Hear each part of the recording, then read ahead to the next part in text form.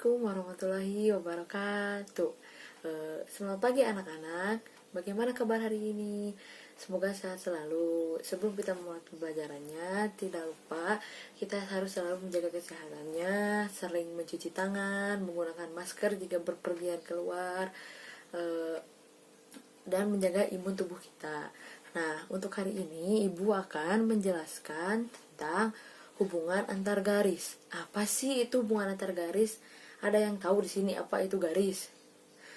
Nah, kalian sering melihat daun? Nah, di daun ini memiliki garis-garis.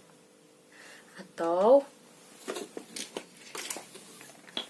buku itu memiliki garis.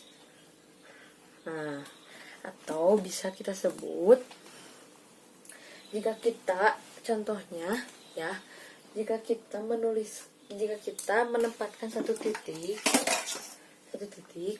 kelihatan satu titik, misalkan ini titik A, lalu kita menghubungkannya dengan titik B, tinggal kita hubungkan. Nah, ini tuh disebut dengan garis. Jadi ini bisa disebut dengan garis. Atau juga lihat gambar di sini. Dimulai dari titik-titik yang jauh, lalu titik-titik yang dekat. Jika diteruskan akan menjadi sebuah garis. Kumpulan titik-titik pada gambar ini semakin kanan akan semakin rapat. Jika diteruskan, kumpulan titik-titik tersebut akan membuat sebuah garis. Nah, sekarang di sini Ibu mempunyai 3 jenis garis. Yang pertama ada garis lurus, ada sinar garis, sama segmen garis. Sinar garis yaitu garis lurus yaitu garis yang memanjang yang tidak terbatas di kedua ujungnya. Nah, tadi apa itu garis lurus? Garis lurus, garis yang memanjang, yang tidak terbatas di kedua ujungnya. Nah, titik A ini tidak terbatas, jadi garis itu panjang ke sana. Lalu garis B pun, titik B pun itu memanjang, tidak ada batasnya, jadi tidak ada pembatas. Nah, biasanya cara penulisnya itu seperti ini, A, B, di atasnya seperti ini. Lalu yang selanjutnya sinar garis. Nah, kalian sering kan melihat kalau di malam hari lalu tidak ada lampu di jalan, biasanya kita sering menggunakan senter. Nah, jika kita menggunakan senter ini, senter kegedean. Nah, titik P ini disebut titik P, lalu memanjang itu tidak menuju ke satu arah. Lihat, jadi tidak menuju ke satu arah. Itu yang disebut dengan sinar garis, atau disebut garis yang diawali satu titik sedangkan ujung lainnya menuju ke satu arah yang tidak terhingga. Jika kita menggunakan senter, maka jalan yang terlihat dari jauh pun akan terlihat menggunakan senter. Terlihat? Ya, seperti itu. Lalu yang satu lagi adalah segmen garis. Segmen garis atau ruas garis yang dibatasi oleh 2 titik. Nah, berbeda dengan garis lurus. Kalau garis lurus itu tidak dibatasi. Kalau segmen garis itu garis lurus yang dibatasi.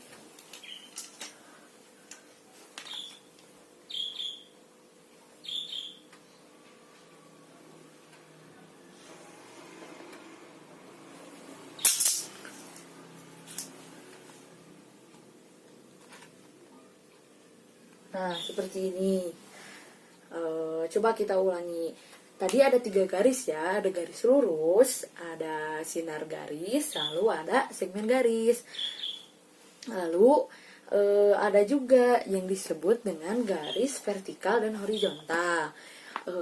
Jika kita melihat di sudut ruangan rumah kita atau kamar kita, itu di sudut itu ada yang ke atas dan ada yang ke bawah. Nah, jika ada ke atas, seperti di buku ini ya, ini misalkan sudut ini vertikal, ini horizontal. Jadi jika garis itu menunjukkan ke atas itu disebut dengan vertikal, dan jika lurus ke samping itu dinamakan dengan horizontal. Sudah paham dengan hubungan antar garis? Sekarang dilanjutkan dengan hubungan antara dua garis. Nah, sekarang kita menggunakan dua garis. Yang pertama, dua garis. Kalian sering nggak melihat rel kereta api? Nah, rel kereta api itu yang seperti di gambar ya, ini seperti di gambar, mempunyai jalannya itu dua garis, tapi itu lurus dan tidak bertabrakan. Nah, jadi dua garis itu dua garis atau lebih itu bisa dikatakan sejajar jika garis-garis tersebut terletak pada sebuah bidang yang sama dan tidak berpotongan satu sama lain. Nah, seperti tadi rel kereta api lurus aja, tidak berpotongan. Lalu yang kedua adalah dua garis berpotong. Kalian sering melihat perempatan jalan atau jendela di rumah? Nah, garis-garis itu berpotongan, atau seperti lantai di rumah kita. Nah, lantai di rumah ini garis yang berpotongan. Bisa dilihat. Nah, garis yang berpotongan atau yang disebut garis dua garis yang dikatakan saling berpotongan apabila garis tersebut terletak pada satu bidang datar dan berpotongan di salah satu titiknya. Seperti ini. Bisa dilihat? Ya. Selanjutnya, garis yang terakhir itu garis yang berimpit, atau dua garis yang dikatakan saling berimpit jika kedua garis tersebut memiliki paling sedikit dua titik persekutuan. Garis yang saling berimpit terletak pada satu garis lurus sehingga hanya terlihat sebagai satu garis saja. Nah, seperti pada jarum jam jika tepat pukul 12 seperti ini. Nah, ini garis yang berimpit, jadi hanya terlihat satu garis saja. Atau bisa jam 1 pas. Nah, terlihat kan hanya satu garis saja yang terlihat. Padahal di sini terdapat dua garis. Atau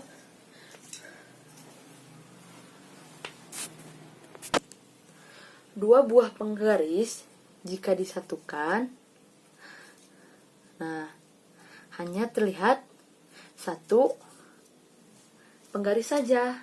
Padahal ini dua garis yang berhimpitan. Atau bisa pula dengan menggunakan pulpen. Seperti ini. Paham anak-anak? Nah, coba sekarang kita ulangi. Dua garis itu dikatakan sejajar jika dua garis-garis tersebut terletak pada sebuah bidang yang sama dan tidak berpotongan, seperti rel kereta api. Lalu, jika garis berpotongan apabila garis tersebut terletak pada satu bidang datar yang berpotongan di salah satu titiknya, seperti ini, berpotongan. Seperti pada jendela, lalu di lantai itu saling berpotongan. Lalu yang satu lagi itu adalah garis yang berhimpitan. Garis yang saling berhimpitan terletak pada satu garis lurus sehingga hanya terlihat satu garis, seperti jarum jam yang tepat pada pukul 12. Nah, coba kita sekarang menyelesaikan garis-garis di sini. Coba cari garis yang garis yang sejajar dengan garis yang sejajar dengan garis RS. Nah, ini garis RS. Berarti yang sejajarnya mana aja? Ki dan T,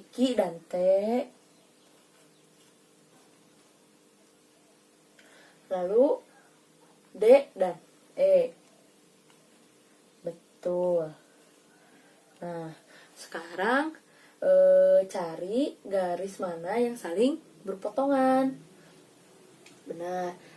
D, DE, dan XY.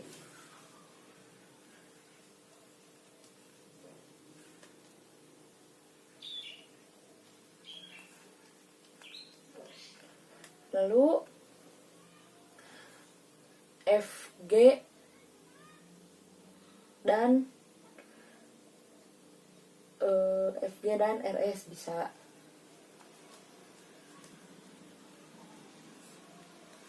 Nah, masih banyak lagi seperti itu. Nah, ini kan garis lurus. Maaf.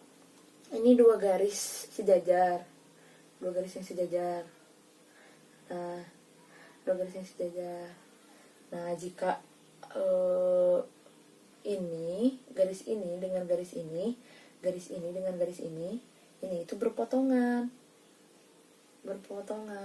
seperti itu. Tapi jika garis RS dan QT itu garis yang sejajar seperti ini.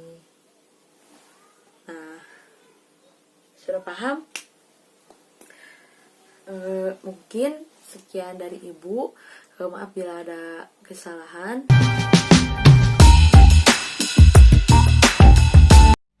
Bagaimana adik-adik semua sudah memahami materi mengenai hubungan antar garis? Ya, alhamdulillah ya jika kalian sudah memahami materi tersebut. Nah, berikutnya yaitu materi mengenai pengukuran sudut dengan satuan baku. Untuk memahami materi mengenai pengukuran sudut dengan satuan baku, Ibu memiliki sebuah cerita.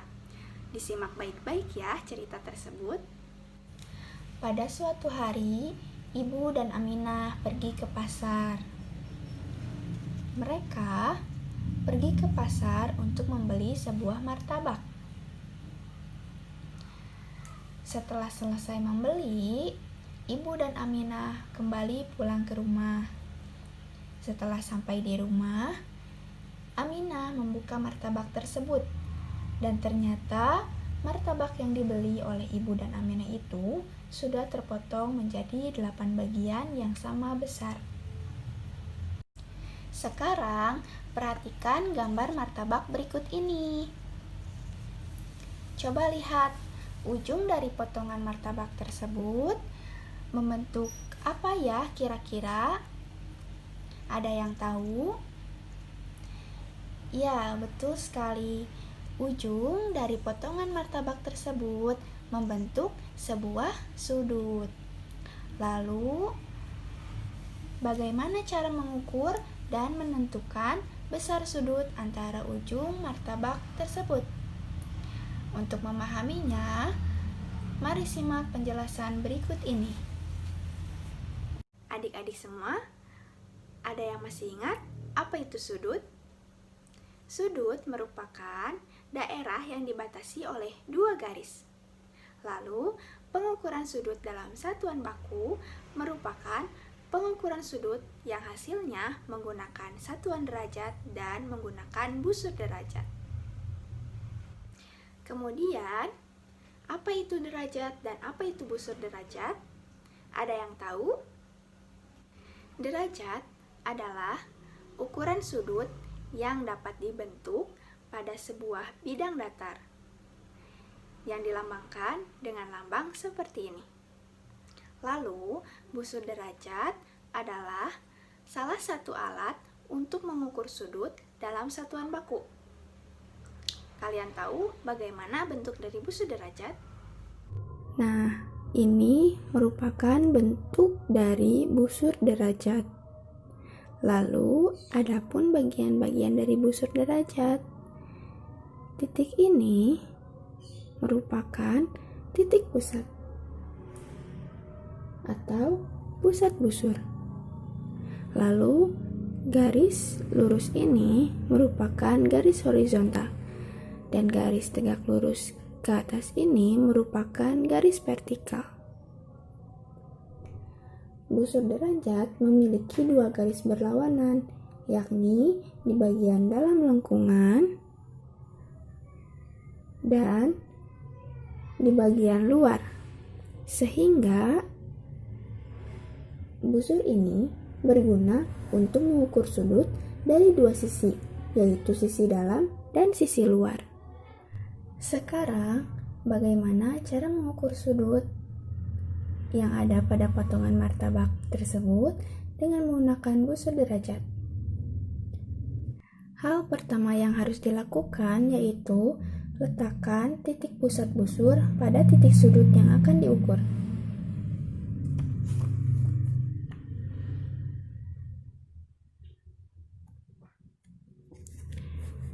Ini merupakan titik pusat sudut. Lalu, yang ini merupakan titik pusat busur. Kita letakkan ya.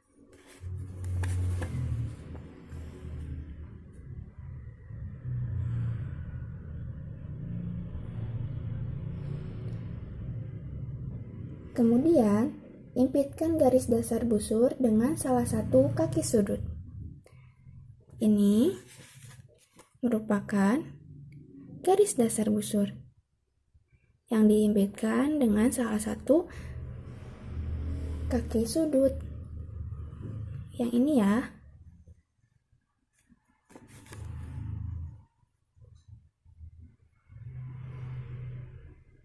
Setelah itu, lihat garis sudut yang lain. Lihat garis sudut yang lain. Yang ini ya. Kemudian, angka pada busur yang berimpit dengan kaki sudut menunjukkan ukuran sudut. Berarti, angka yang berimpit dengan kaki sudut pada martabak tersebut yaitu pada angka 50.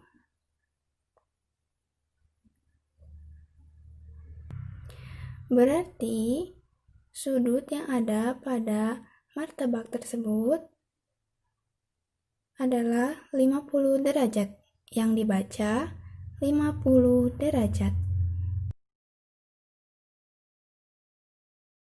Jika martabak terpotong menjadi 6 bagian, besar sudut yang terbentuk dari tiap potong adalah. Dan jika martabak terpotong menjadi 4 bagian, besar sudut yang terbentuk dari tiap potong adalah. Mari kita mengukur besar sudut dari kedua martabak tersebut. Sekarang, jika martabak terpotong menjadi 6 bagian, besar sudut yang terbentuk dari tiap potong kira-kira berapa ya? Mari kita hitung agar kita bisa mengetahui besar sudutnya. Kita ibaratkan ini adalah sebuah martabak.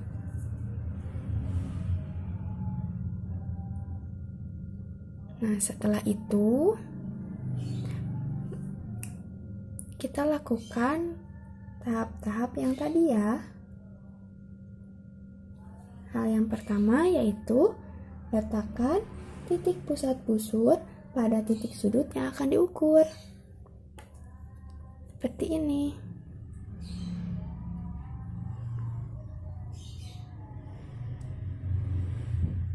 Lalu, impitkan garis dasar busur dengan salah satu kaki sudut. Ingat ya, ini merupakan garis dasar busur. Setelah itu, lihat garis sudut yang lainnya. Lihat ya garis sudut yang lainnya, yang ini. Kemudian, angka pada busur yang berimpit dengan kaki sudut menunjukkan ukuran sudut. Nah, setelah kita ukur, ternyata angka yang berimpit pada kaki sudut menunjukkan pada angka 60 derajat. Ternyata, jika martabak terpotong menjadi 6 bagian, besar sudut yang terbentuk dari tiap potong adalah 60 derajat. Jika martabak terpotong menjadi 4 bagian, besar sudut yang terbentuk dari tiap potong adalah. Mari kita hitung.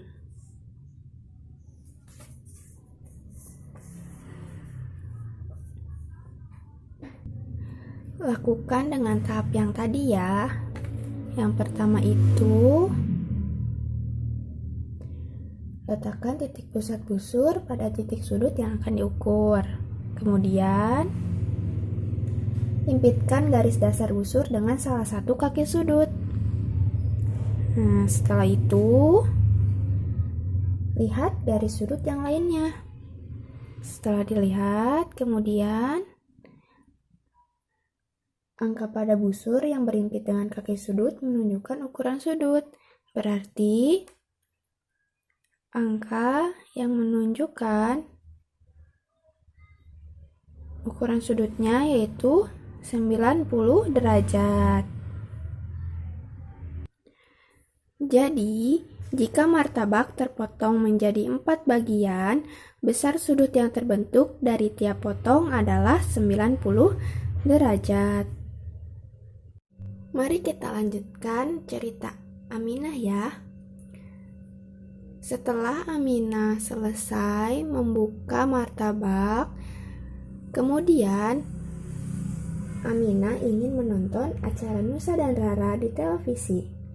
Acara tersebut ditayangkan pada pukul 13:15 menit. Nah, sekarang coba perhatikan jam dinding yang ada di rumahmu.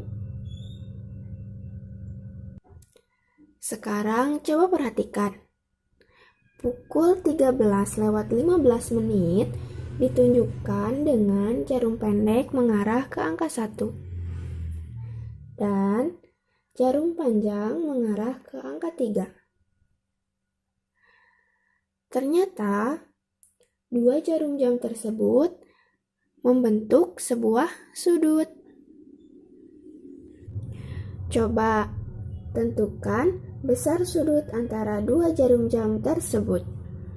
Coba lakukan pengukuran sudut pada jarum jam tersebut seperti pada martabak yang tadi ya, yaitu dengan menggunakan busur derajat. Lakukan tahap-tahap yang sudah dijelaskan. Jika sudah, kita lihat berapakah besar sudut pada kedua jarum jam tersebut. Nah, ternyata setelah kita ukur, kedua jarum jam tersebut membentuk sudut 60 derajat.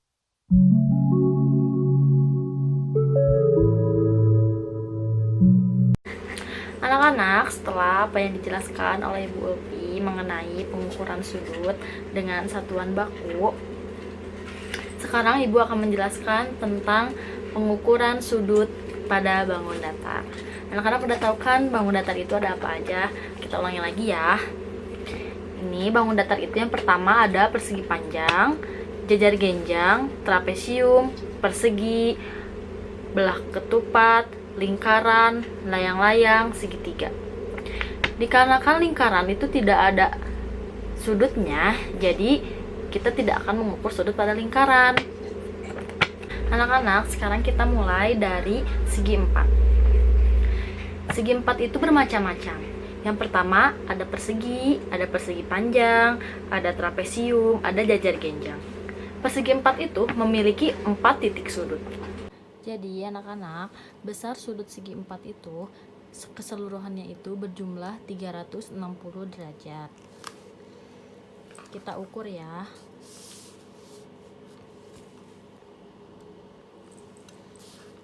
Nah, untuk sudut yang ini kita beri tanda A, B, C, D. Kita ukur ya untuk sudut A.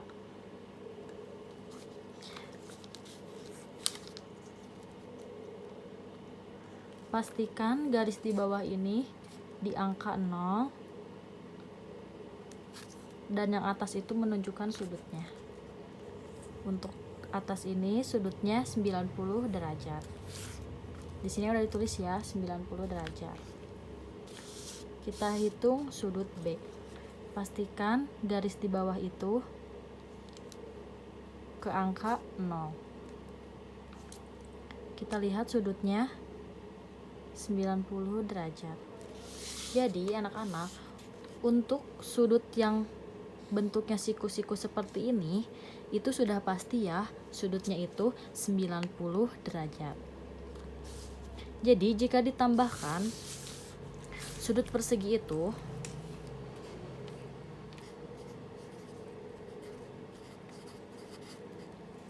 sudut A-nya itu 90 derajat ditambah sudut B 90 derajat ditambah sudut C 90 derajat ditambah sudut D 90 derajat. Hasilnya ialah 360 derajat. Jadi udah jelas ya anak-anak, untuk setiap sudut dari segi 4 itu semuanya itu sama, jumlahnya keseluruhannya itu 360 derajat. Kita pastikan dulu untuk bentuk yang kedua ini, yaitu jajar genjang. Apakah benar ukuran sudut ini 120 derajat? Kita tandai dulu ya di sini. A, B, C, dan D. Kita hitung sudut A. Pastikan yang di bawah ini, titik sudut ini, pastikan berada di tengah busur ini. Pasin ya anak-anak ininya ke angka 0. Kita lihat sudutnya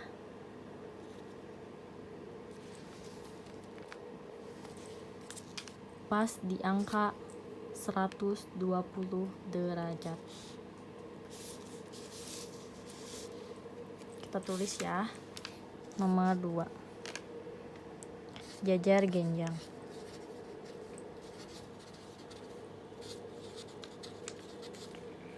Sudut A yaitu 120 derajat. Jadi sudut yang berhadapannya itu sama besar. Sudut A dan sudut C itu berhadapan. Otomatis sudutnya itu sama besarnya. Jadi untuk sudut A dan sudut C itu sama besar ya. Sudut B kita lewat dulu, sudut C sama besar. Itu 120 derajat. Kita pastikan dulu ya, apakah benar sudutnya itu 120 derajat. Pastikan titik tengahnya itu berada di tengah busur ini. Bawahnya kita pasin di angka 0. Benar ya anak-anak, sudutnya itu 120 derajat. Lanjut kepada sudut yang B. Kita hitung sudut B. Pastikan ia berada di titik tengah dari busur ini. Setelah kita ukur, sudut dari B ini di angka 60 derajat. Jadi sudut B itu 60 derajat.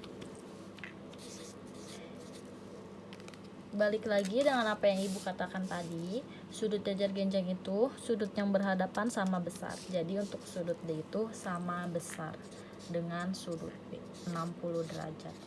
Jika dijumlahkan, semua sudut yang ada pada jajar genjang ini menghasilkan 360 derajat. Jadi betul ya anak-anak, besar sudut segi 4 itu jumlahnya sama semua, 360 derajat. Yang ketiga ada persegi panjang.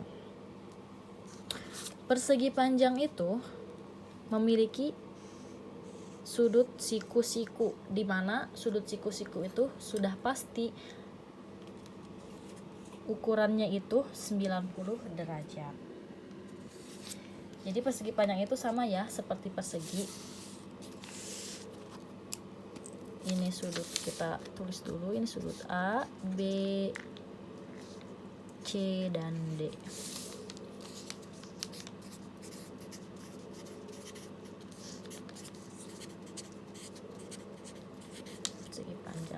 sudut A, B, C, dan D. Karena di persegi panjang itu semuanya siku-siku, sudah pasti ukuran derajatnya itu, sudutnya itu berukuran 90 derajat. Jika dijumlahkan hasilnya itu sama, yaitu 360 derajat. Selanjutnya ini bentuk trapesium. Kita beri tanda dulu A, B, C, dan D. Sudut A ini bentuknya siku-siku ya anak-anak, jadi udah pasti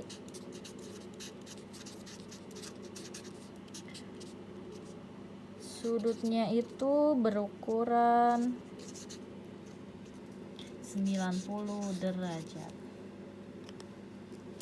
Kita ukur yang sudut bagian B.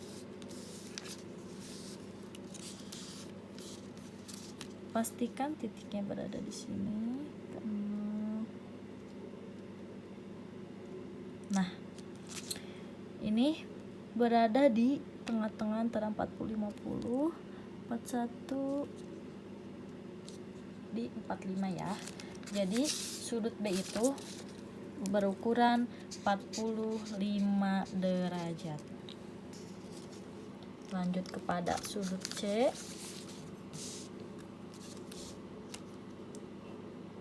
Sudut C berukuran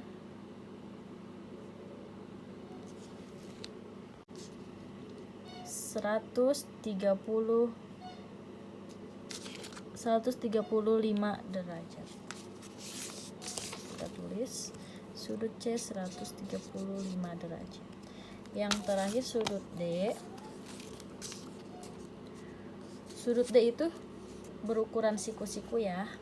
Jadi sudah pasti ukurannya itu 90 derajat. Jika digabungkan hasilnya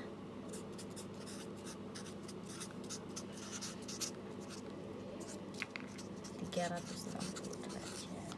Jadi anak-anak, untuk memudahkan mengingat besar sudut keseluruhan dari segi 4 itu berjumlah 360 derajat. Tapi untuk mengukurnya lagi bisa dipastikan dengan jika diukur dengan satu titik kita bisa mengukurnya dengan menggunakan busur. Selanjutnya di sini ada segitiga. Segitiga memiliki 3 titik sudut. Yang pertama ada segitiga sama sisi, yang kedua segitiga sama kaki, yang ketiga segitiga siku-siku, yang keempat segitiga sembarang. Anak-anak, sekarang mari kita pastikan jumlah sudut dari segitiga ini yang ada di gambar ini benar. Kita hitung. Jadi besar sudut segitiga itu sudah pasti berjumlah 180 derajat jika digabungkan antara ketiga sudut yang ada di segitiga. Jadi udah pasti anak-anak, segitiga itu besar sudutnya keseluruhannya itu berjumlah 180 derajat. Sekarang kita hitung dulu yuk untuk segitiga sama sisi yang ini. Kita beri tanda A, B, dan C.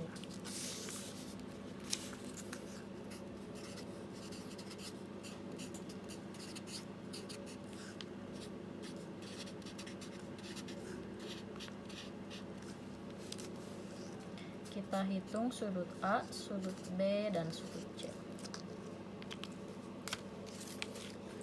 Sudut A berukuran 60 derajat. Jadi dikarenakan segitiga sama sisi ini semua sisinya sama, otomatis sudutnya pun akan sama semuanya. Kita tulis sudut A itu 60 derajat, sudut B 60 derajat, sudut C 60 derajat. Jadi semuanya itu keseluruhan sudutnya itu berjumlah 180 derajat. Selanjutnya ada segitiga sama kaki.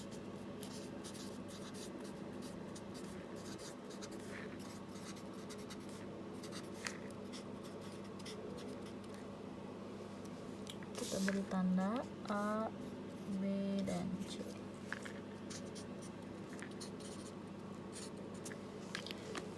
Mari kita hitung sudut A. Sudut A yaitu 70 derajat. Dikarenakan segitiga ini sama kaki, otomatis sudut dari A dan B itu sama, yaitu 70 derajat. Sudut A dan B sama ya, 70 derajat. Kita hitung sudut C-nya. Sudut C-nya yaitu 40 derajat. Jadi, jika dihitung keseluruhannya, sudut dari segitiga sama kaki itu 180 derajat. Yang ketiga, ada segitiga siku-siku.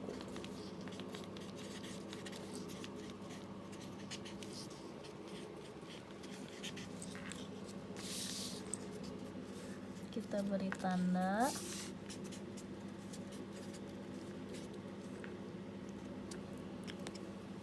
Seperti apa yang telah Ibu dijelaskan pada bagian ketika kita menghitung sudut dari persegi, ketika kita melihat sudutnya siku-siku ini sudah bisa dipastikan bahwa sudutnya itu berjumlah 90 derajat. Ya, anak-anak. Jadi sudut A itu 90 derajat. Mari kita hitung sudut B. Apakah benar di sini 50 derajat? Benar ya, sudut B berukuran 50 derajat. Selanjutnya, sudut C 40 derajat. Jika dijumlahkan keseluruhannya 90 derajat, 50 derajat, 40 derajat sama dengan 180 derajat.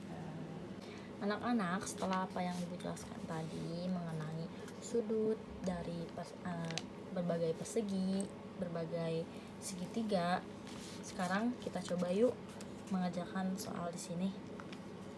Di sini ada bentuk bangun datar jajar genjang. Soalnya, berapa besar sudut A dan B?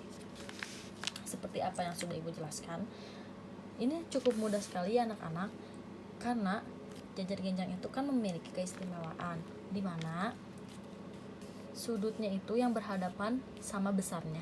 Jadi di sini sudah dapat diketahui tanpa kita mengukur lagi. Langsung saja, sudut A berhadapan dengan sudut yang ada di sini yaitu 110 derajat. Sudut B yang berhadapan dengan ini yaitu 70 derajat. Jadi sudah dapat diketahui ya anak-anak bahwa ketika sudut yang berhadapan ini sudah diketahui, sudutnya ini sudah diketahui, kita bisa mengetahuinya tanpa harus mengukurnya. Jadi untuk menghitung sudut jajar genjang itu cukup mudah ya anak-anak. Selanjutnya nih ada soal lagi. Di sini ada bangun datar yang berbentuk trapesium. Kita ingat kembali ya anak-anak, untuk sudut dari persegi itu besarnya itu berjumlah 360 derajat. Jadi ketika sudut ketiga ini sudah diketahui, kita cukup mudah untuk menyelesaikan mengetahui sudut A itu berapa sih tanpa harus diukur.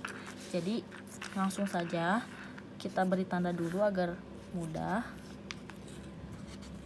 Sudut A itu 90 derajat, sudut B 65 derajat, sudut C ditanyakan sudut D 90 derajat. Jadi kan keseluruhan dari sudut persegi itu sudah diketahui ya, 360 derajat. Kita kurangi aja, 90 derajat ditambah 65 derajat ditambah 90 derajat. Jadi 360 dikurangi 90 ditambah 65 ditambah 90 itu sama dengan 245 derajat. Jadi dikurangi saja 360 dikurangi 245 sama dengan 115.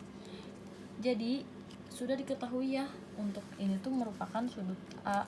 Sudut A itu 115 derajat. Jadi ketika dihitung keseluruhannya 90, sudut A 90, sudut B 65, sudut A 115, sudut D 90, dapat diketahui langsung keseluruhannya 360 derajat. Jadi berapakah besar sudut A? Besar sudut A yaitu 115 derajat. Yang terakhir ada soal lagi nih. Soalnya berapakah besar sudut A? Ini sudut A, sudut B, sudut C ya. Jadi sudut A itu ditanyakan, sudut B ditanyakan, sudut C 45 derajat. Jadi kita ingat kembali ya bahwa sudut siku-siku yang seperti ini tuh sudah pasti ukurannya itu 90 derajat. Kita tulis di sini 90 derajat. Jadi anak-anak, besar sudut segitiga itu berjumlah berapa? 180 derajat. Jadi ketika kita sudah mengetahui sudut B dan sudut C, kita mencari sudut A, kita hitung saja 180 derajat dikurangi 90 dikurangi 45. Hasilnya itu 45. Jadi sudah dapat diketahui ya anak-anak bahwa besar sudut dari sudut A itu 45 derajat. 90 derajat. Jadi gimana anak-anak? Cukup mudah dimengerti kan apa yang telah Ibu sampaikan mengenai pengukuran sudut pada bangun datar. Jadi anak-anak, pengukuran sudut pada bangun datar itu mudah dimengerti jika kita sudah mengetahui besar sudut pada persegi itu berapa, besar sudut pada segitiga itu berapa. Sekian yang dapat Ibu sampaikan. Semoga bermanfaat untuk anak-anak, mudah dimengerti, dan bisa untuk menyelesaikan soal-soal lainnya. Wassalamualaikum warahmatullahi wabarakatuh.